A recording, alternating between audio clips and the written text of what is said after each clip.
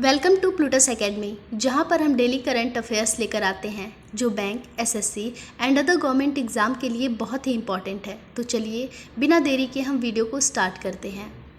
First topic है, न्यायमूर्ति दिनेश माहेश्वरी को भारत के 23वें विधि आयोग का अध्यक्ष नियुक्त किया गया।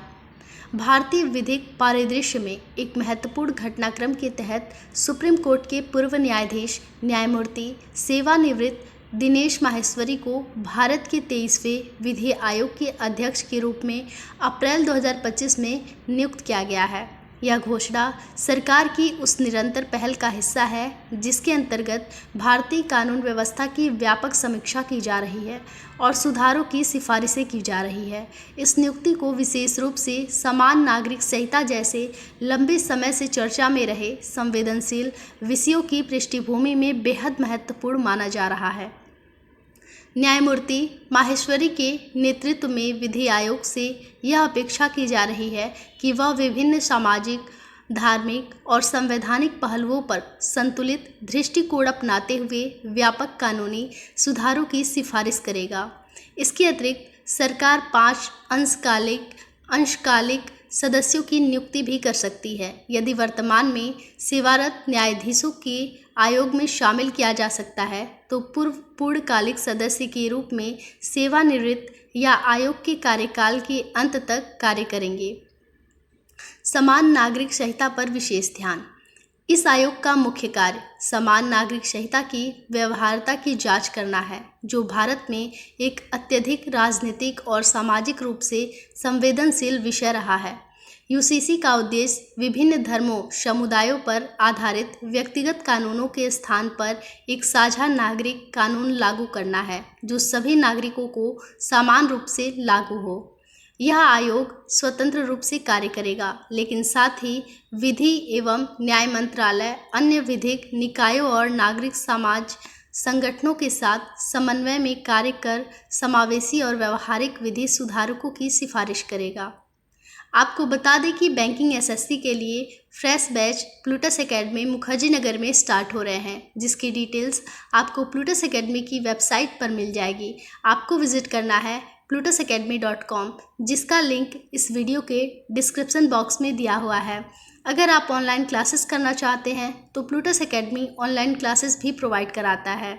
अधिक जानकारी के लिए आप 8123002808 पर कांटेक्ट कर सकते हैं। अब टॉपिक पर आते हैं। सेकेंड टॉपिक है, जेप्टो ने आईपीओ से पहले मूल इकाई का नाम बदला। जेप्टो, जो भारत के सबसे तेज़ी से बढ़ते क्विक कॉमर्स स्टार्टअप में से एक है, अपने आरंभिक सार्वजनिक निर्गम आईपीओ की दिशा में एक बड़ा कदम उठाया है। कंपनी ने हाल ही में अपनी मूल कंपनी का नाम आधिकारिक रूप से बदल लिया है। अब इसे किरडा कार्ड टेक्नोलॉजीज प्राइवेट लिमिटेड के बजाय जेप्टो प्राइवेट लिमिटेड के नाम से जाना जाएगा। यह बदलाव कंपनी की उपभोक्ता ब्रांड पहचान के अनुरूप किया गया है। यह नाम परिवर्तन हाल ही में मुंबई स्थित रजिस्ट्रार ऑफ कंपनीज द्वारा स्वीकृत किया गया है। इससे यह संकेत मिलता है कि कंपनी अब अपने ब्रांड की पहचान और हितधारकों की रणनीति को आईपीओ से पहले और अधिक मजबूत बनाने की दिशा में अग्रसर है। जेप्टो द्वारा नाम परिवर्तन क्यों है महत्वपूर्ण, इसे समझते हैं। पहला, भारत में किसी कंपनी का कानूनी नाम बदलना एक औपचारिक प्रक्रिया है जिसमें कई चरण शामिल होते हैं। पहला, शेयर धारकों की मंजूरी। दूसरा, रजिस्ट्रार ऑफ कंपनीज के पास जरूरी दस्तावेज जमा करना। तीसरा, केंद्र सरकार से स्वीकृति प्राप्त करना। इन सभी के बीच जेप्टो ने मेट्रो शहरों में जैसे मुंबई, दिल्ली और बेंगलुरु में अपनी अलग पहचान बनाई है। आज इसकी अनुमानित वैल्यूएशन 1 बिलियन से अधिक मानी जाती है और यह भारत के सबसे तेज़ी से बढ़ते टेक यूनिकॉर्न में से एक है। थर्ड टॉपिक है, एसबीआई ने वैकल्पिक बैंकिंग चैनल अपनाने को बढ़ावा देने के लिए ग्राहक मित्र तैनात किए। भारतीय स्टेट बैंक, जो देश का सबसे बड़ा सार्वजनिक क्षेत्र का बैंक है, ग्राहकों से जुड़ाव बढ़ाने की दिशा में एक नई पहल की है। इसके तहत बैंक ने चुनिंदा शाखाओं में ग्राहक मित्र तैनात किए हैं। ये विशेष रूप से प्रशिक्षित कर्मी एसबीआई की सहायक इकाई state bank operations support services के लिए किए गए हैं, जिसका उद्देश्य शाखा में आने वाले ग्राहकों को वैकल्पिक बैंकिंग चैनलों के उपयोग में सहायता प्रदान करना है। इससे न केवल शाखाओं में भीड़ कम होगी बल्कि डिजिटल बैंकिंग को भी बढ़ावा मिलेगा। ग्राहक मित्र भारतीय स्टेट बैंक की शाखाओं में तैनात समर्पित सहायक कर्मी हैं जो ग्राहकों को प्राथमिक स्तर पर सहायता प्रदान करते हैं। इसका मुख्य कार्य ग्राहकों को स्वयं सेवा और डिजिटल बैंकिंग प्लेटफॉर्म के उपयोग के लिए शिक्षित करना और मार्गदर्शन देना है, जिससे सामान्य लेन देन के लिए काउंटर पर भीड़ को कम किया जा सके। इसका उद्देश्य शाखाओं में भीड़ कम करना और डिजिटल साक्षरता को बढ़ावा देना है। यह पहल एसबीआई की उस व्यापक रणनीति का हिस्सा है जिसके तहत बैंक सामान्य बैंकिंग को भौतिक काउंटर से हटाकर वैकल्पिक और स्वयं सेवा चैनलों की ओर स्थानांतरित करना चाहता है।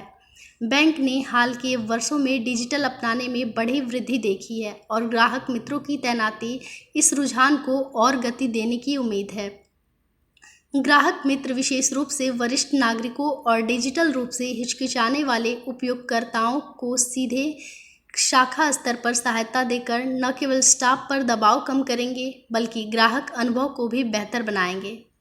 फोर्थ टॉपिक है पोप फ्रांसिस का 88 वर्ष की आयु में निधन।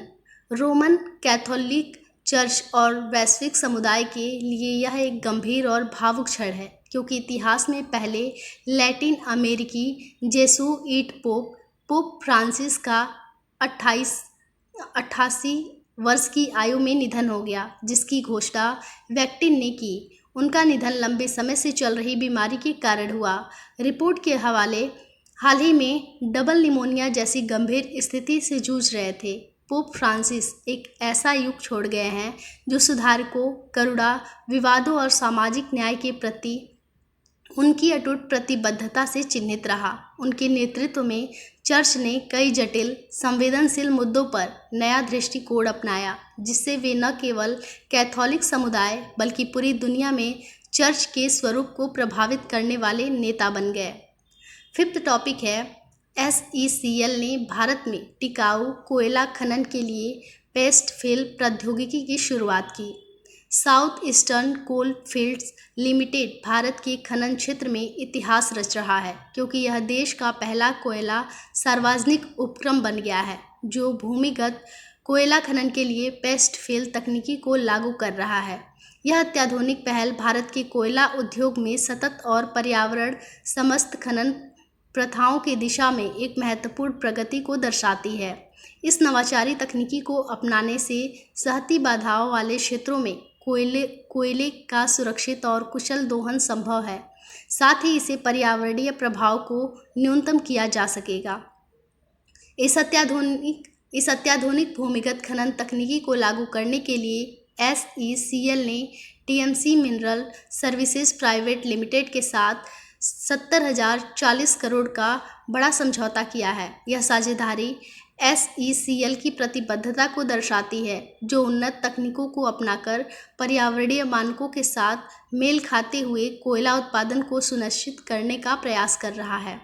अब इसके पर्यावरणीय और आर्थिक प्रभाव को समझते हैं। 7,040 करोड़ के कुल निवेश के साथ यह परियोजना भारत में हरे खनन तकनीकों को बढ़ावा देने के लिए एक प्रमुख वित्तीय प्रतिबद्धता का प्रतिनिधित्व करती है। इस पहल का उद्देश्य कोयला उत्पादन बढ़ाना है, जबकि पारंपरिक खनन गतिविधियों से जुड़े पर्यावरणीय प्रभाव को महत्वपूर्ण रूप से कम किया जा रहा है। आर्थिक दृष्टिकोण से यह तकनीकी उन कोयला भंडारों तक पहुंच प्रदान करती है जो प्रयुक्त रहते हैं। इस प्रकार देश की ऊर्जा सुरक्षा को बढ़ाती है। इसके अतिरिक्त यह परियोजना रोजगार के अवसर पैदा करने और क्षेत्र में आर्थिक गतिविधियों को उत्तेजित करने की उम्मीद रखती है। 6 टॉपिक है INS सुनैना को मोजाम्बिक में स्वागत। भारत और मोजाम्बिक के बीच बढ़ेगा समुद्री सहयोग। भारतीय नौसेना का युद्धपोत INS सुनैना गुरुवार 17 अप्रैल 2025 को मोजाम्बिक के नाकला बंदरगाह पर पहुंचा, जो इंडिया ओशियन शिप सागर मिशन के तहत उसकी चली आ रही तैनाती का हिस्सा है। यह पोर्ट कॉल भारत और अफ्रीकी देशों के बीच समुद्री सहयोग को मजबूत करने की दिशा में एक महत्वपूर्ण प्रगति को दर्शाता है और हिंद सागर क्षेत्र में साझेदारी और स्थायित्व को बढ़ावा देने की भारत की रणनीतिक प्रतिबद्धता को रेखांकित करता है। INS सुनैना की यह यात्रा हाल ही में तंजानिया के डार एस सलाम में आयोजित भारत अफ्रीका समुद्री साझेदारी अभ्यास के उद्घाटन सत्र में भाग लेने के बाद हो रही है, जो क्षेत्रीय समुद्री सहयोग को नई दिशा देने की दिशा में उठाया गया महत्वपूर्ण कदम है। भारत का यह दृष्टिकोण उसे एक उत्तरदायी और सहयोगात्मक समुद्री शक्ति के रूप में स्थापित करता है, जो छोटे हिंद महासागर देशों की सुरक्षा आवश्यकताओं में भागीदार बनने के लिए प्रतिबद्ध है। 7 टॉपिक है, भारत ने GI टेक्स अफ्रीका 2025 में डिजिटल नेतृत्व का प्रदर्शन किया। अफ्रीका की सबसे बड़ी तकनीकी और स्टार्टअप प्रदर्शनी GI टेक्स अफ्रीका 2025 हाल ही में मोरक्को के मार्रेकेश शहर में 3 दिवसीय कार्यक्रम के साथ संपन्न हुई। इस वैश्विक मंच की नीति निर्माताओं, नवाचारकों और सुदर्शी नेताओं को एक साथ लाकर वैश्विक डिजिटल अर्थव्यवस्था में समावेशी और समान विकास को बढ़ावा देने पर विचार विमर्श का अवसर प्रदान किया। भारत गणराज्य का प्रतिनिधित्व इस प्रतिष्ठित कार्यक्रम में श्री जयंती चौधरी, कौशल विकास, उद्यमिता राज्य मंत्री और शिक्षा राज्य मंत्री ने किया। उन्होंने उच्च स्तरीय द्विपक्षीय बैठकों, पैनल चर्चाओं और भारतीय स्टार्टअप के साथ संवाद में भाग लिया, जहां भारतीय नवाचारों और तकनीकी क्षमताओं का प्रभावशाली प्रदर्शन किया गया। ये पहले दिखाते हैं कि किस प्रकार तकनीकी संचालित समावेशी मॉडल बड़े पैमाने पर नागरिकों को सशक्त बना सकते हैं। 8 टॉपिक है, महाराष्ट्र ने DPS फ्लेमिंगो झील का संरक्षण रिजर्व घोषित किया। शहरी भारत में वन्यजीव संरक्षण की दिशा में एक महत्वपूर्ण कदम उठाते हुए महाराष्ट्र राज्य वन्यजीव बोर्ड ने आधिकारिक रूप से DPS फ्लेमिंगो झील को संरक्षण आरक्षित क्षेत्र घोषित कर दिया है। यह ऐतिहासिक निर्णय पहली बार है जब ठाडे क्रीक फ्लेमिंगो अभयारण्य से जुड़ी किसी आर्द्रभूमि को औपचारिक संरक्षण का दर्जा मिला है, जिसमें नवी मुंबई की नाजुक अर्धभूमि पारंपरिक पारिस्थितिकीय तंत्र को संरक्षित करने की दिशा में एक महत्वपूर्ण प्रगति हुई है। यह निर्णय एक उच्च स्तरीय बोर्ड बैठक में लिया गया है, जिसकी अध्यक्षता मुख्यमंत्री देवेंद्र फडणवीस ने की है, जो कि तेजी से हो रहे शहरी विकास के बीच राज्य सरकार की पर्यावरण संरक्षण के प्रति प्रतिबद्धता को दर्शाता है। 9 टॉपिक है, अमरावती दुनिया का पहला पूर्णतः नवीनीकरण ऊर्जा से चलने वाला शहर बनने के लिए तैयारी में है। शहरी विकास की दिशा में एक ऐतिहासिक कदम उठाते हुए आंध्र प्रदेश की नियोजित राजधानी अमरावती दुनिया का पहला ऐसा शहर बनने की ओर अग्रसर है जो पूरी तरह से नवीनीकरण ऊर्जा से संचालित होगा। मुख्यमंत्री N चंद्रबाबू नायडू द्वारा परिकल्पित यह महत्वाकांक्षी परियोजना भारत की स्वच्छ ऊर्जा और पर्यावरण संवेदनशील शहरीकरण की प्रतिबद्धता के अनुरूप है। विजयवाड़ा और गुंटूर के बीच स्थित अमरावती को एक आधुनिक पर्यावरण मित्र जनता की राजधानी के रूप में विकसित किया जा रहा है, जो सतत शहर नियोजन में वैश्विक मानक स्थापित करने की दिशा में एक प्रेरक सूत्र बनेगा। इस ऐतिहासिक पहल की आधारशिला प्रधानमंत्री नरेंद्र मोदी द्वारा रखे जाने की संभावना है, जो हरित विकास के लिए राष्ट्रीय समर्थन का प्रतीक होगी। यह नई राजधानी शहर कृष्णा नदी के तट पर फैले 217 वर्ग किलोमीटर क्षेत्र में विकसित किया जाएगा, जो कुल 8,352 वर्ग किलोमीटर क्षेत्र वाले आंध्र प्रदेश कैपिटल रीजन का हिस्सा होगा। 10वां टॉपिक है, तेलंगाना भू-भारतीय अधिनियम 2025। तेलंगाना सरकार ने भूमि शासन में ऐतिहासिक सुधार की शुरुआत की है। इसके तहत तेलंगाना भू-भारतीय अधिनियम 2025 को लागू किया गया है। यह अधिनियम पूर्ववर्ती धरती पोर्टल प्रणाली में आई खामियों और नागरिकों की व्यापक शिकायतों को दूर करने के उद्देश्य से लाया गया है। भू भारती अधिनियम का मूल उद्देश्य भूमि प्रशासन को अधिक पारदर्शी, कुशल और समावेशी बनाना है। यह अधिनियम विकेंद्रीकरण और नागरिक भागीदारी को केंद्र में रखकर तैयार किया गया है, जिससे भूमि रिकॉर्ड प्रबंध प्रणाली को और भरोसेमंद बनाया जा सके। ये थे आज के करंट अफेयर्स के कुछ इंपॉर्टेंट टॉपिक। बाकी आप डेली के करंट अफेयर्स से अपडेट रहने के लिए प्लूटस एकेडमी को लाइक करें, शेयर करें और सब्सक्राइब करें।